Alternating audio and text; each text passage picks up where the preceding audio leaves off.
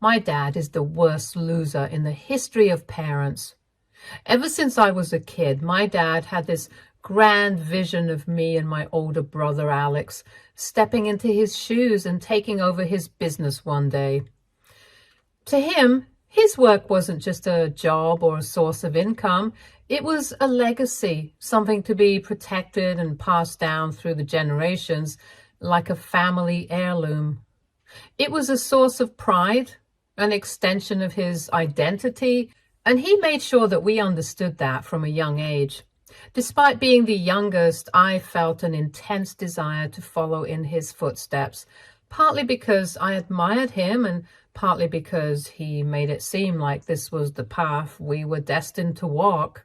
Summers in our household weren't filled with lazy days at the pool or trips to amusement parks like they were for my friends. Instead, they were spent immersed in the world of my dad's business, whether it was interning, running errands, or handling small tasks. He found ways to involve us. Sometimes we'd even end up doing mundane jobs like sorting files, cleaning up inventory, or shadowing his meetings. He was determined to teach us everything he could. He believed in hands-on learning and that these experiences would prepare us for the future, instilling values like discipline and work ethic along the way. When my brother finally graduated from college, it felt like a monumental milestone for our family. We had all been eagerly anticipating his return to our hometown, where the next logical step, at least according to family expectations, would be for him to join my dad's business. It wasn't just a career path for him, it was practically an inheritance, a legacy that my dad had spent decades building and nurturing. Naturally, we assumed my brother would happily step into those shoes without question. But it turned out my brother had decided he didn't want to take over the family business after all. Instead, he announced that he had accepted a job in a city far away from us, working at some IT company. He would be moving there with his girlfriend, who also had found a job there. This news hit my parents hard. I remember the sheer disbelief on their faces, as if someone had just told them the sun wasn't going to rise the next day. My dad, especially, was beyond furious. He took my brother's decision as a personal affront, as if it were a betrayal of the highest order. Over the next few days, he ranted incessantly. "He's not my son anymore," Dad shouted more than once to Mom, while pacing around the room with clenched fists. To him, my brother's choice wasn't just about rejecting the business, it was about rejecting him, his values, and everything he had worked for. Mom, on the other hand, refused to believe my brother could make this decision all on his own, and instead placed the blame squarely on his girlfriend. According to her, it had to be his crazy girlfriend and her manipulative ideas which had pulled him away from the family. She painted my brother as some sort of a helpless victim of his girlfriend's plot, saying things like, "If it weren't for that girl, he would have come back to us." Anyway, my parents continued to pressure and guilt my brother to change his mind. As a result, after weeks of arguing with them, he decided to cut off all contact with us. Calls went unanswered, texts unacknowledged, and any attempt to reach out was met with silence. It was devastating for my parents, who oscillated between anger, grief, and denial.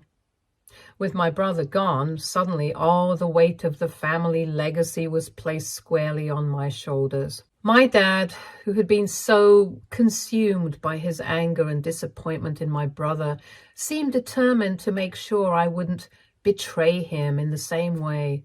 He tightened his grip on me, dictating every aspect of my life. I became his other son, as he would always put it, the one who would inherit his business and fulfill his dreams, since my brother had failed. For context, I'm a girl. Yet, in my dad's eyes, he treated me like his son, which was very confusing. At first, I didn't let his attitude bother me. I even found some pride in the fact that he believed in me in his own way. But over the years, I began to see how warped and toxic his expectations were. His idea of grooming me to be the heir to his legacy involved stripping away any trace of femininity.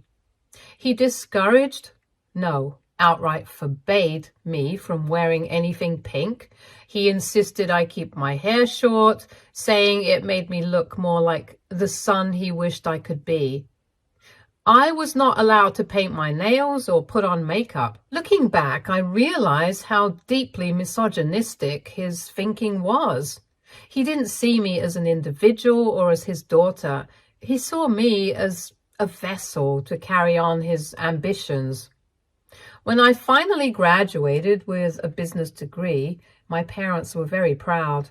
I had worked incredibly hard during college, and my efforts paid off when I landed a fantastic job, all on my own merit. I thought maybe I could convince my parents to let me work at the job I had secured for a few years before helping with their business. But my dad, being as controlling as ever, refused to let me follow the career I had worked hard for. He insisted that I give it all up and join his business immediately. He argued that he didn't want me to work under anyone else except him. Reluctantly, I did as he asked. I left behind my dream job and stepped into the role he had envisioned for me. For years, I slaved away under his watchful eye. Working for my dad was an all-consuming commitment. My days started early with me logging hours of work, juggling client calls, and attending endless meetings. By the time I made it home at night, I was utterly drained, only to repeat the cycle the next day. The workload wasn't just physically exhausting, it was mentally and emotionally draining too. My dad was a notorious workaholic, and his expectations of me were sky high. And anything less than perfection was unacceptable. For 6 long years, my personal life completely disappeared. I had no time for friends, no time for dating, and certainly no time for myself. My world revolved around the business and meeting my dad's demands. It wasn't just that I had no life outside of work, it was that I wasn't allowed to have one. To him, anything that distracted me from the business was a waste of time, and he would forbid me from pursuing it. Then, one evening, out of the blue, my brother Alex showed up on our doorstep. We hadn't seen him in years. Despite everything that had happened to him, I couldn't help but feel a surge of happiness to have him back. He was my brother after all, and part of me had missed him terribly. After settling down, Alex told us why he had been out of touch for so long. He started to apologize profusely to our parents, saying he had genuinely believed that leaving home to take up his IT job felt like the right decision for him at the time. But life hadn't worked out the way he'd planned. His company had downsized, and he had been laid off. To make matters worse, his girlfriend, the one my mom had spent years blaming for his absence, had left him for someone else after he lost his job. With no job, no girlfriend, and nowhere else to turn, Alex had decided to come back home. Seeing his sorry state, my parents immediately forgave him.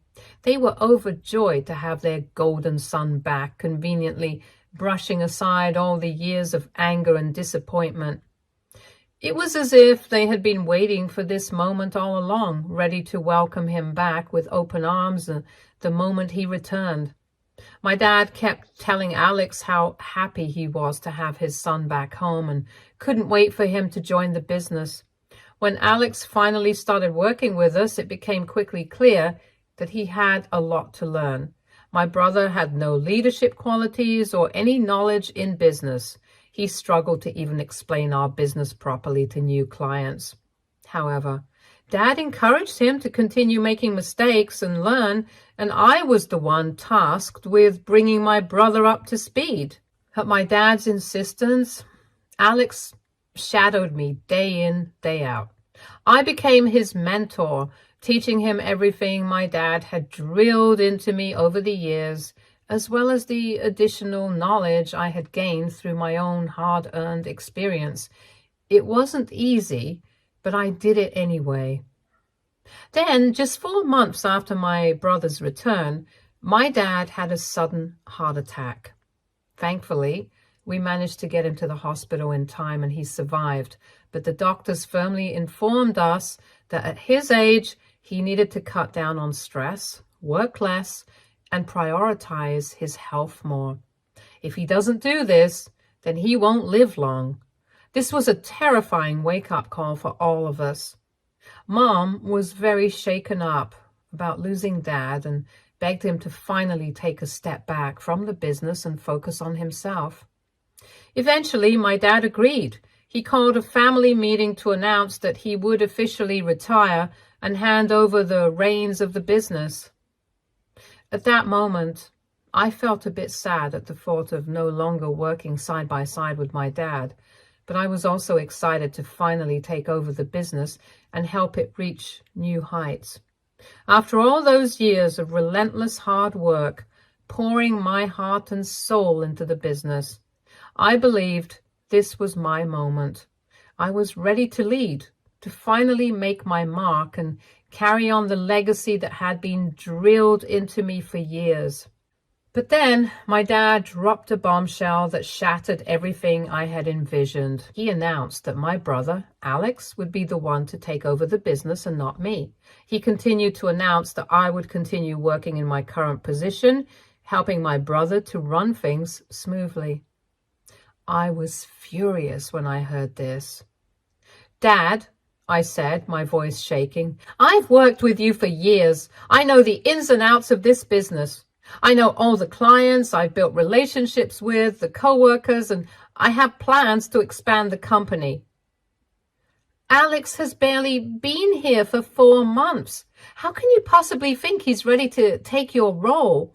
He can barely even talk to people, let alone order anyone around." But my dad dismissed my protest, saying that this is where I should step in and help out my brother in any way that I could.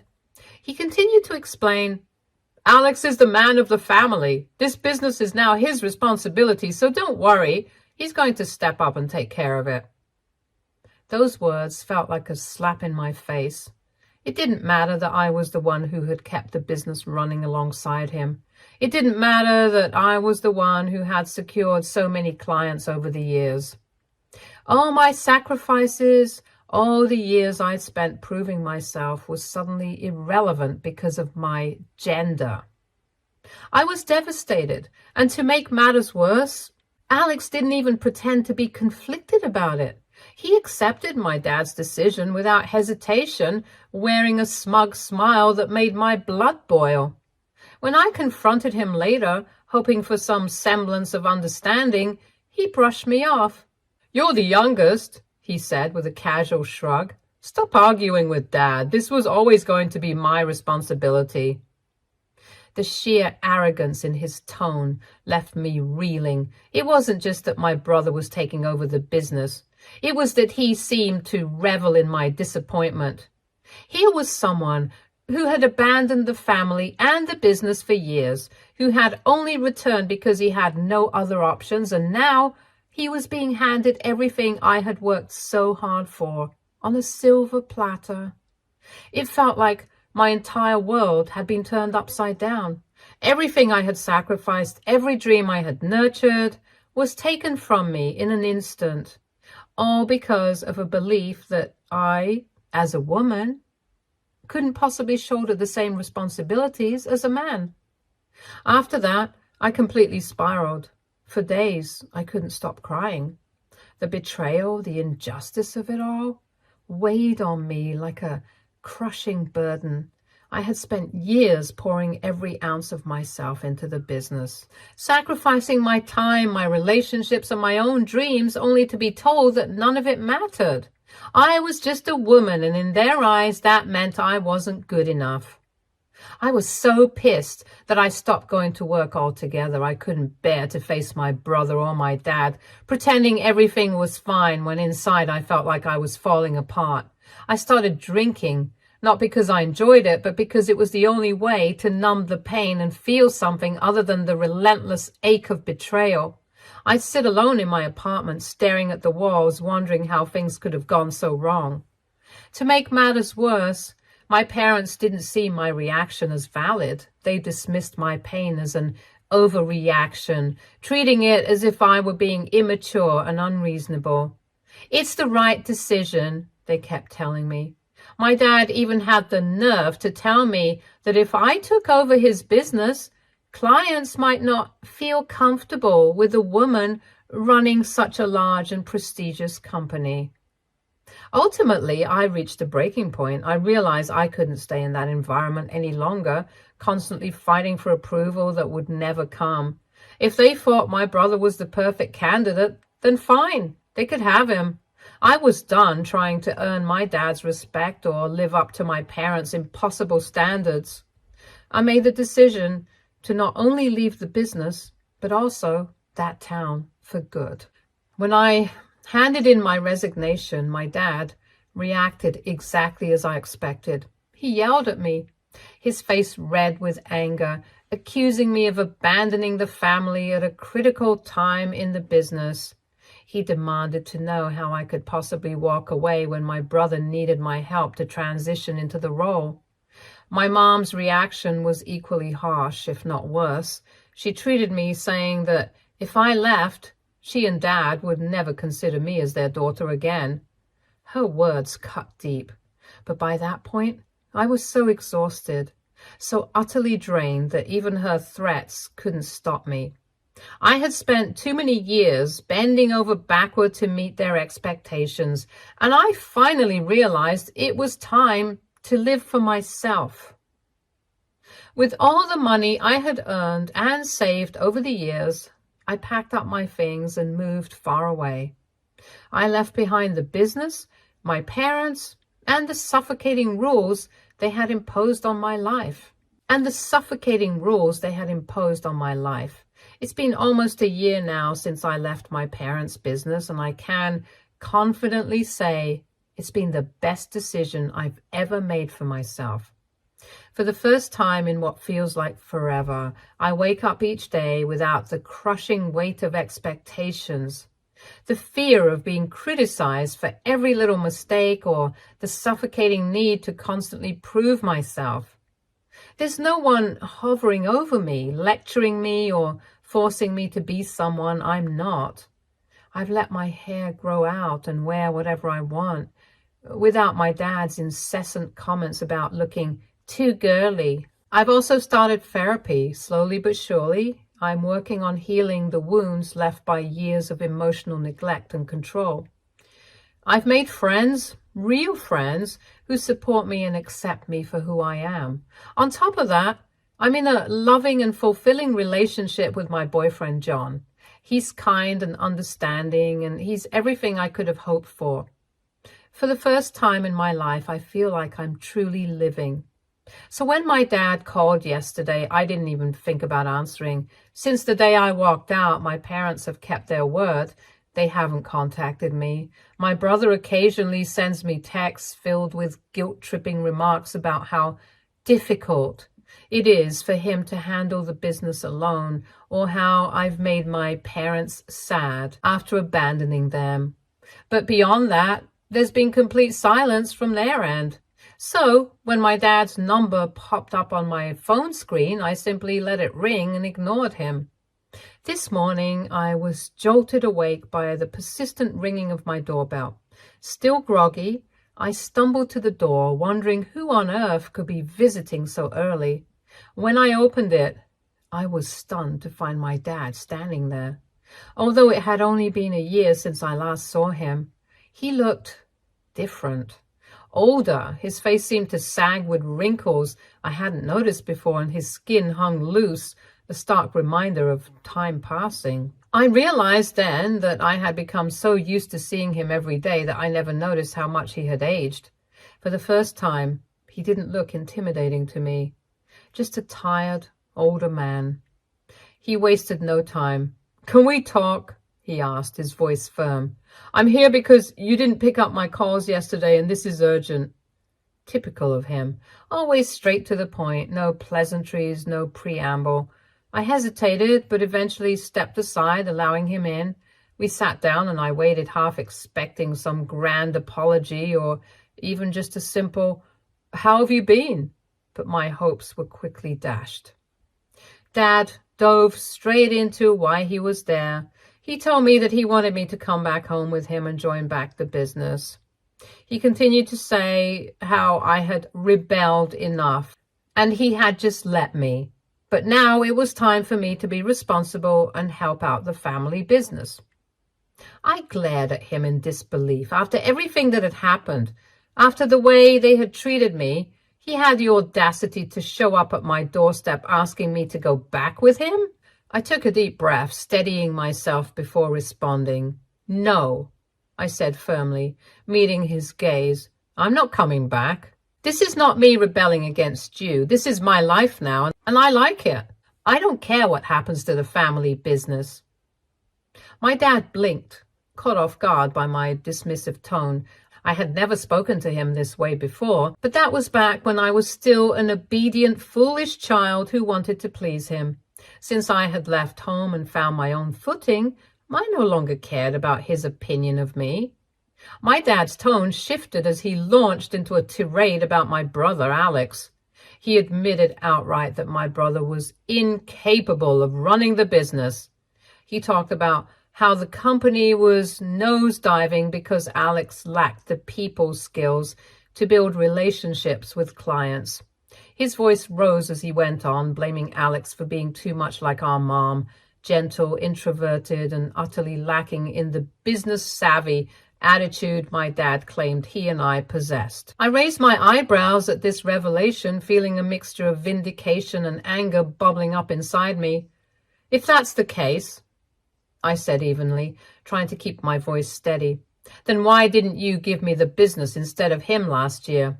You know I had worked harder, I had proven myself, and I had been the one who actually knew how to handle everything." My dad's response was infuriatingly predictable. "I could never do that," he said firmly, his tone dismissive, like the answer should have been obvious to me all along. "Why not?" I pressed, though deep down I already knew what he was going to say. His answer came as a shrug, accompanied by a nonchalant remark that pierced through me like a dagger. "Because you're a girl. What I have built means something, so I can't just leave it up to you." The words hung in the air, sharp and suffocating. "So, just because I'm a woman, you think I'm not allowed to run your business, yet you have come here to ask for help?" My voice trembled with a mix of rage and disbelief. My dad rolled his eyes as if I were the one being unreasonable. He launched into a speech about how he had built the business from the ground up, pouring his blood, sweat, and tears into it, and how he had always dreamed of passing it down to a son. "But instead," he spat bitterly, "your mother gave me a nerdy, incapable son and a daughter." I stared at him in shock, struggling to process what he had just said. He continued, oblivious to the damage his words were causing. "I never wanted a daughter," he admitted bluntly, his eyes fixed on mine. "But watching you over the years changed my mind. You're more like me than Alex ever was. I'm proud of you for that. But," he trailed off, shaking his head, "even with everything you've done, I could never die knowing that I let my business be run by a woman." As if this wasn't enough, my dad even shifted the blame entirely onto my mom, muttering bitterly about how he wished she had given birth to 2 sons instead of me. He looked so disappointed that it broke my heart to see my own father demeaning me this way, as if I were a mistake, as if my very existence was something to regret. He sat there in my living room, spewing the same old misogynistic garbage I had always heard, and then had the nerve to try and smooth it over with money. "I can't give you the business," he said matter-of-factly, "but I'd be willing to offer you a very high salary to make up for everything. That's the best I can do. The audacity of this man, my father, to show up uninvited at my doorstep asking for my help after everything he'd said and done, while still clinging to his archaic ideas about my gender and blaming my mother for his perceived misfortune. I couldn't believe it. I took a deep breath, steadying myself, and met his gaze. You have repeatedly hurt me by demeaning me and my gender, I said slowly, my voice steady despite the storm raging inside me. I'm not your backup plan. I'm not going to fix the mess you created when you handed the business to Alex. You made that choice all on your own. If you regret it now, I don't care. You have to live with it. I don't know why you came to see me after all this time, but I'm done arguing with you. I want you to get out of my house. He looked at me in disbelief. I said, get out, I shouted again, my hand gesturing toward the open door, before I lose my temper even more. However, he doubled down, his voice rising in indignation. You're disrespecting me, he spat. I'm your father, and as your parent, I have every right to ask this of you. You owe it to us. I don't owe you anything, I said firmly, my voice unwavering. I already gave 6 years of my life to that pathetic business, and it got me nowhere. Now I'm finally free. I have a job now, a real job that makes me happy. I'm done with your manipulation, your control, and your toxic views on women. Also, you know what, Dad? Please don't ever say I'm just like you, when you are just a selfish, bitter loser who cares more about his pride than his own children. I never want to be anything like you. Finally, I pointed to the door again. Now get out of my house, I said coldly. I shut the door on his face as he continued to yell at me from outside. It was the first time I had ever stood up to my dad, and my hands were trembling. I do feel a bit guilty, so AITA for turning down my dad's offer to return to his business and for yelling at him. Update 1. First of all, for everyone asking how my parents know my address, of course they know where I live. While I moved away after my dad didn't give me the business, I didn't just completely cut them off. However, they had never disturbed me before. Now, coming on to the update, after my dad left, my mom called me and started yelling at me for slamming the door in his face. She called me a disrespectful, spoiled brat and accused me of giving my dad the cold shoulder just because he passed his business on to my brother. My brother also sent me a few nasty messages telling me I should get over myself and come back home before it's too late for the business. He thinks I'm stressing Dad out unnecessarily by acting this way. None of them really understand me. Update 2. Thank you to everyone for your advice. It truly means a lot to me, and I'm grateful to anyone who has taken the time to comment on my post. Now for the update. I took everyone's advice and burst my mother's bubble by sending her a clip of what exactly my dad had told me the day he came to visit. I have cameras on my front door, back door, and in my living room for my own protection, so everything my dad said to me was recorded.